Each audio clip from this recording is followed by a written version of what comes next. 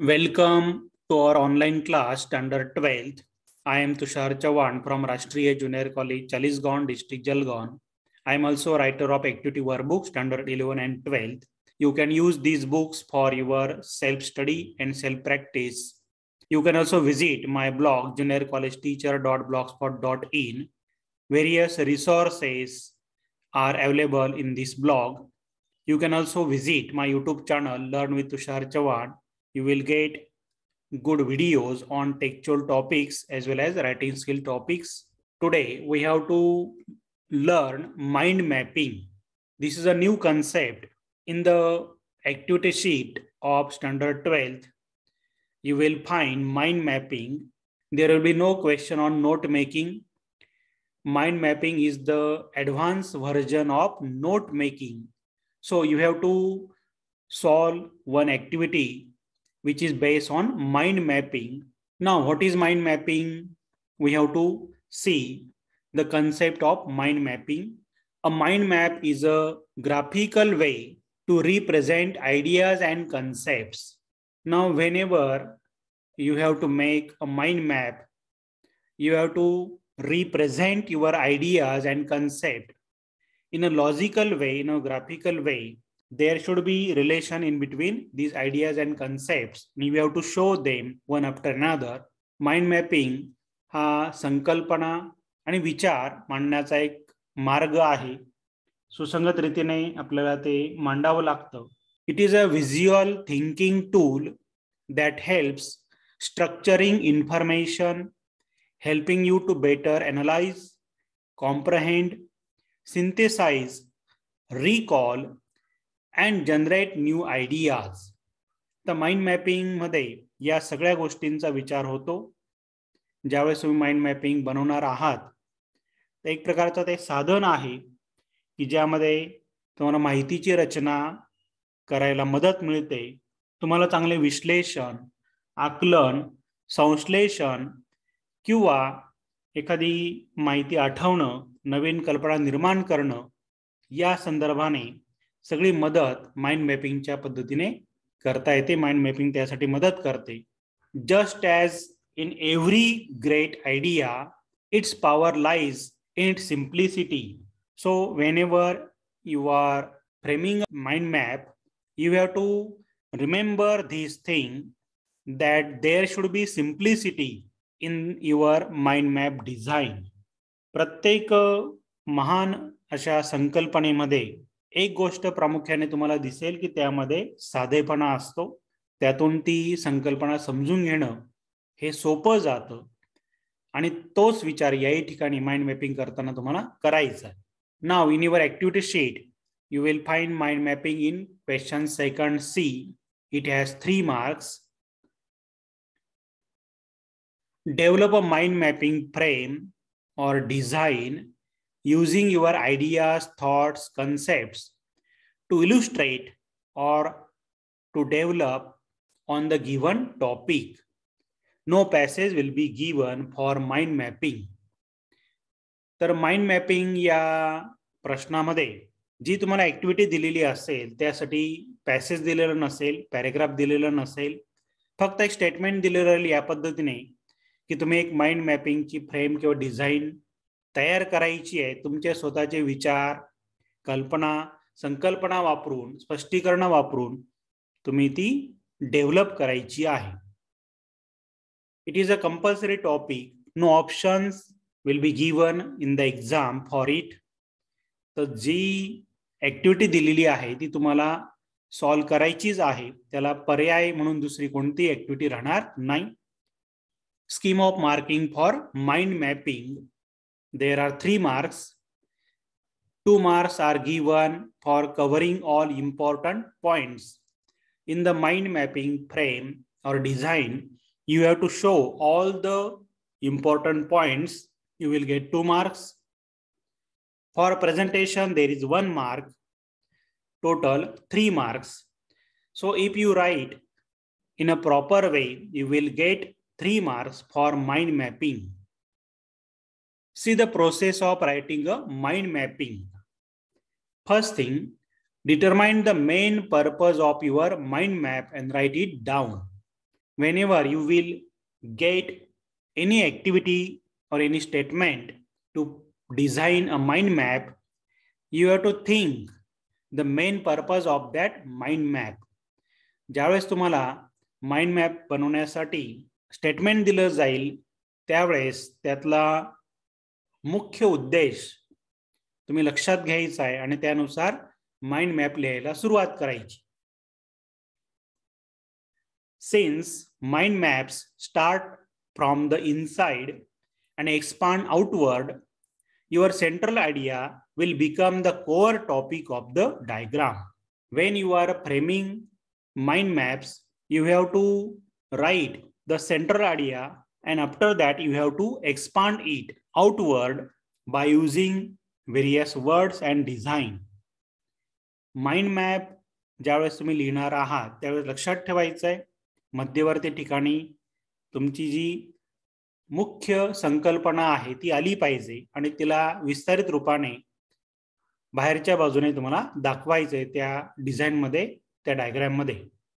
Now that you have determined the main purpose of your mind map, add branches that will outline the most basic subtopics. ज्यावेळेस मुख्य संकल्पना किंवा मुख्य उद्देश तुमच्या लक्षात आलेला आहे तर तो मध्यभागी ठेवून त्याच्या जे काही शाखा आहेत त्या बाहेरच्या बाजूला दाखवून सब टॉपिक्स त्यामध्ये आले पाहिजेत. The branches should help you to begin organizing the information. Don't worry about including a lot of details, keywords, and short phrases. When you are designing the mind map, you can use various details. You can use different kind of keywords or short phrases and explain the concept. जी मुख्य संकल्पना तुम्हाला मांडायची आहे त्या संदर्भात जेवढी विस्तृत माहिती तुम्हाला शब्दांद्वारे देता येत असेल ती तुम्ही त्या ठिकाणी द्यायची आहे. Once you have identified the main subject of your topic, add more shapes until you cover all the valuable information. मुख्य जो विषय आहे तो लक्षात आल्यानंतर त्याला विस्तारित रूप देण्यासाठी किंवा त्याच्याबद्दल अधिक माहिती देण्यासाठी इतर काही शेप्स वापरून तुम्ही माइंड मॅप हा लिहायचा आहे, ड्रॉ करायचा आहे. Make sure that you continue to organize your information with the most important things closer to the main concept. Now you have to show proper relationship between the core concept and the other relevant information. तर रचना करतानाच ही काळजी घ्यायची आहे की महत्त्वाचा जो काही मुद्दा आहे त्याला जोडूनच इतर सर्व मुद्दे, संकल्पना या असल्या पाहिजेत. How should mind map be written? Let us see the points. Draw the main point in the middle. पहिलं काम, मुख्य मुद्दा हा मध्यभागी आला पाहिजे. Write its related major point showing relation with the middle point. There should be proper relation in between the main point and the other major points. मुख्य जो मुद्दा आहे त्याच्याशी संबंध दाखवणारे इतर प्रमुख मुद्दे आले पाहिजेत. Write sub points of the major points. जे मुख्य मुद्दे तुम्ही घेतलेले आहेत त्यांचे उपमुद्दे क्रमाने दाखवायचेत. You can use circles, rectangles, squares, or any other shape to write words inside it. Show the relation of words by using lines. Now there is no restriction for using shapes. You can use any kind of shape. They may be circles, rectangles, or squares. तर ज्यावेळेस तुम्ही mind map बनवणार आहात त्यावेळेस वेगळ्या प्रकारचे आकार तुम्हाला घ्यायचे आहेत. ते गोलाकार असतील, आयताकार असतील, चौरस असतील किंवा स्टार असेल किंवा अजून कोणता वेगळा आकार तुम्हाला जर आवडत असेल तर तो तुम्हाला वापरता येईल. सर्व जे शब्द आहेत ते मात्र रेषांच्या सहाय्याने एकमेकांशी त्यांचं नातं जोडून दाखवायचे. Now see one blank design for mind mapping. या पद्धतीने रेक्टँगलचा वापर करून, रेषांचा वापर करून माइंड मॅपची एक ब्लँक डिझाईन तुम्हाला इथं दाखवलेली आहे. या पद्धतीची डिझाईन तुम्ही एक्झाममध्ये उत्तर लिहिताना ड्रॉ करायची आहे. You can use pen to draw such kind of design. There is no need to use pencil. You can use your ball pen. This is also another kind of design for mind mapping. ही सुद्धा एक वेगळी design आहे की ज्यामध्ये mind mapping साठी तुम्ही निवडलेले शब्द टाकू शकतात.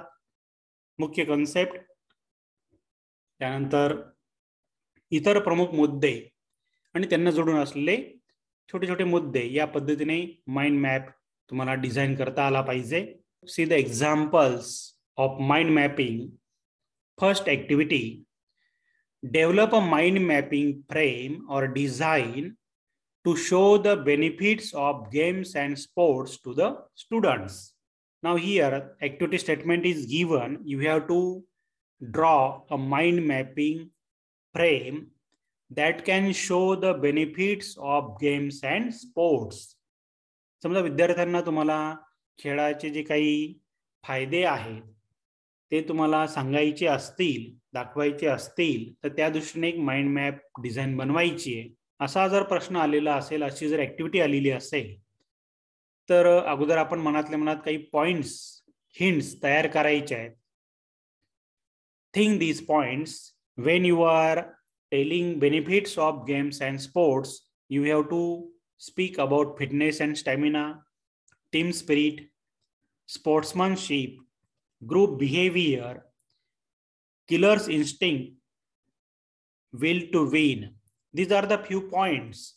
When you think about these points, you can search different kinds of words that can be used in the mind mapping, and this mind mapping can show the benefits of games and sports. See the answer. Benefits of games and sports. You have to write these words in the middle. Now from that main point, you have to show the sub points by using the arrow or line. मध्यभागी मुख्य मुद्दा लिहिलेला आहे, benefits of games and sports. Other major points, fitness and stamina, group behavior, will to win, killer instinct, team spirit and sportsmanship. या मुद्द्यांना अजून काही उपमुद्दे तुम्हाला जोडता येतील. For team spirit and sportsmanship you can add generous nature, cool attitude. तर एखाद्या team मध्ये काम करताना ह्या दोन गुणांची गरज लागते आणि ते गुण आपोआप तयार होतात जर तुम्ही या पद्धतीने गेम्स आणि स्पोर्ट्स मध्ये सहभाग दिला तर.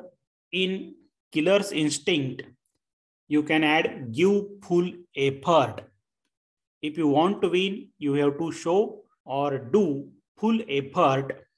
ज्यावेळेस तुम्हाला जिंकायचं असेल त्यावेळेस पूर्ण प्रयत्न तुम्हाला दाखवावे लागतात. In the point will to win, you can add confidence. In group behavior, you can add points like acceptance, leadership and teamwork. In fitness and stamina, you can add alertness, active body. These are the benefits of games and sports. तर या पद्धतीने जर design तुम्ही बनवली तर त्यामध्ये तुम्ही properly सगळे फायदे सांगू शकतायत आणि म्हणून या पद्धतीने उत्तर लिहायचं आहे. 3 पैकी 3 मार्क्स तुम्हाला मिळू शकतील. See another example. Write a mind mapping design to show your preparation for the board exam.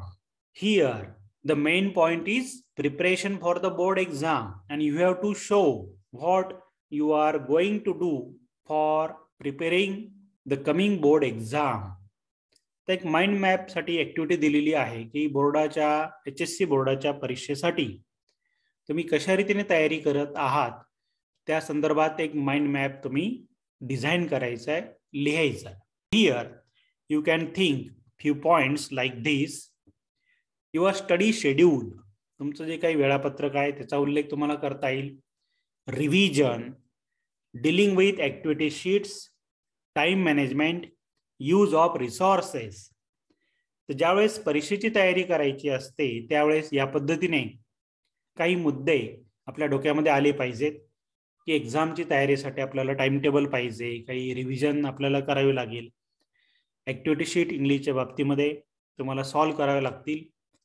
वेळेचं बंधन तुम्हाला पाळता आलं पाहिजे. डिफरंट काइंड्स ऑफ रिसोर्स आहेत, जसं म्हणजे वेबसाईट आहे, ब्लॉग आहे, यूट्यूब चॅनल आहे, किंवा इतरही काही इंटरनेटवर उपलब्ध असलेले मटेरियल असेल, बुक्स असतील, अजून काही इतर साधनं असतील ज्यांचा वापर तुम्हाला करता आला पाहिजे. अजून काही मुद्देही तुम्ही ऍड करू शकतात. And you can design a mind mapping for preparation of the board exam. C the answer. In the middle, you have to write basic preparation for the HSC board examination. की जे काही तुम्ही तयारी करतात HSC board examination साठी, तो मुद्दा मध्यभागी घ्यायचा आहे. आजूबाजूला स्टार दाखवलेले आहेत. You can use such kind of design. There is no restriction for using designs. कोणती डिझाईन वापरायची याचं काही बंधन माइंड मॅपिंग मध्ये नसतं. In that design you have to write the points, preparing a time table, revision, relaxation and peace of mind, concentration on studies, writing practice, special attention on writing skill, practice of activities, good reading of textbooks. These are the points which I have given. You can add other points also. ते जे काही point दिलेले आहेत या व्यतिरिक्त अजून तुम्हाला जर काही पॉइंट येत असतील, आठवत असतील, तर तेही तुम्ही ऍड करून दाखवू शकतात. 3 मार्क्स आहेत, तर त्या पद्धतीने 3च्या पटीमध्ये जर पॉइंट्स लिहिले, दाखवले, तर ते चांगलं होईल. तर त्या दृष्टीने तसे पॉइंट तुम्ही शोधायचे आणि तुमचे स्वतःचे पॉइंट्स त्या ठिकाणी मांडायचे की तुमचं प्रिपरेशन HSC बोर्ड एक्झाम साठी कसं आहे. Third example, draw mind mapping design on sources of entertainment. If you have been given an activity like this, sources of entertainment, design a mind map on this concept. मनोरंजनाची जी साधनं आहेत त्यावर एक mind mapping design तयार करा, असा प्रश्न आलेला आहे, अशी ऍक्टिव्हिटी आलेली आहे. First of all you have to find out the hints or points. तुमचे स्वतःचे हिंट्स आणि पॉइंट तुम्हाला शोधायचे आहेत. In the exam there will be no hints or points, only activity statement will be given.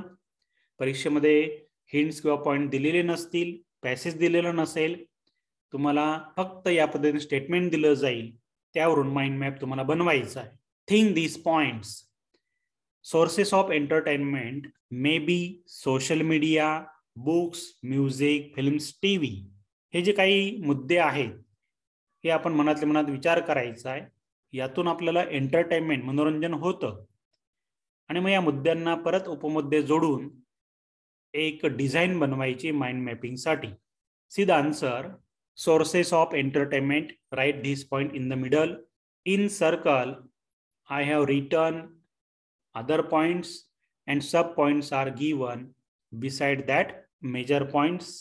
Sources of entertainment, TV, film, drama, music, games, books, hobbies. तर हे जे काही मुद्दे दिलेले आहेत या सर्वांमधून काय होतं, मनोरंजन होतं. You can add sub points there, like for games, indoor games, outdoor games.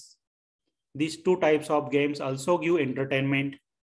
In music you can add singing or hearing songs. गाणं म्हणणं यातून सुद्धा मनोरंजन होतं, गाणं ऐकणं यातून सुद्धा मनोरंजन होतं. ड्रामा, सोशल, हिस्टॉरिकल, या व्यतिरिक्तही तुम्हाला जर वेगळे ड्रामा आवडत असतील त्याचाही उल्लेख तुम्हाला करता येईल. Film, movies, thriller movies, horror movies, you can add any kind of movies there. TV, serials, reality shows. तर टीव्हीच्या बाबतीमध्ये अजूनही तुम्हाला काही ऍड करता येईल की ज्यातून एंटरटेनमेंट होतं. कॉमेडी शोज किंवा इतर जे काही प्रोग्राम्स तुम्हाला आवडतात त्याचाही उल्लेख तुम्हाला करता येईल. प्रोग्रामचं स्पेसिफिक नाव द्यायची गरज नाहीये. Hobbies, hobbies also give you entertainment. Dancing, drawing, you can also add painting or any other thing. Rangoli design, making of rangoli design. तर छंद जे आहे त्यातून सुद्धा मनोरंजन होतं. तर यात जे 2 पॉइंट दिले त्या व्यतिरिक्त अजून तुम्ही पॉइंट ऍड करू शकतात. Books, short stories, novels. Books also entertain us, so you can add them also. तर या सगळ्या मुद्द्यांना आणि उपमुद्द्यांना घेऊन एक माइंड मॅप तुम्हाला बनवायचा आहे सोर्सेस ऑफ एंटरटेनमेंट. या व्यतिरिक्त अजून इतर काही पॉइंट सब पॉइंट तुम्ही ऍड करू शकतात, त्यामध्ये बंधन नाहीये. You can use the full page of your answer sheet. Answer शीटचं पूर्ण पेज त्या ठिकाणी वापरायचं आहे आणि पेनचा वापर करून शक्यतो लिखाण तुम्ही करायचं. Fourth activity, develop a mind mapping frame or design to show the development in your personality seen within yourself in the last 2 years. So you can write answers of different kind of activities which are based on your own life or any other topic. जेवढी जास्तीत जास्त practice तुम्ही कराल mind map बनवण्याचा तेवढा तुम्हाला फायदा होईल. आणि म्हणून जेवढ्या जास्तीत जास्त विषयांवर तुम्हाला माइंड मॅप बनवता येईल तेवढा तुम्ही बनवायचा आहे. तर या ठिकाणी तुमच्या व्यक्तिमत्वामध्ये मागच्या 2 वर्षात जो बदल झालेला आहे त्यावर एक माइंड मॅप बनवा, असा हा प्रश्न आहे, अशी ऍक्टिव्हिटी आहे. You can think this points. Development in physics, शारीरिक क्षमतेत तुमची जी वाढ झाली त्यावर तुम्ही विचार करू शकतात. Self learning process, communication skills, social awareness, family responsibility, असे जे मुद्दे आहेत ते अगोदर तुम्ही मनात तयार करायचे. त्यांचं रूपांतर मुख्य मुद्द्यांमध्ये आणि मग त्यातून उपमुद्दे या पद्धतीने डिझाईन जर तुम्ही बनवली तर तुमचं उत्तर हे योग्य रीतीने तयार होईल. See more examples with model answers in the activity workbook standard 12th English. This book is written by me. See how to get it in the description box. Use this book for getting more examples of mind map. This is the front page and back page of this book. Use this book for your self practice. Here you will get textual content like prose, poetry, writing skill, novel, non-textual passages, other written communication, grammar, oral test, activity sheet format, as well as the question papers. So use this book and score maximum marks in the board exam. Thanks for watching the video. Visit my blog juniorcollegeteacher.blogspot.com. Thank you.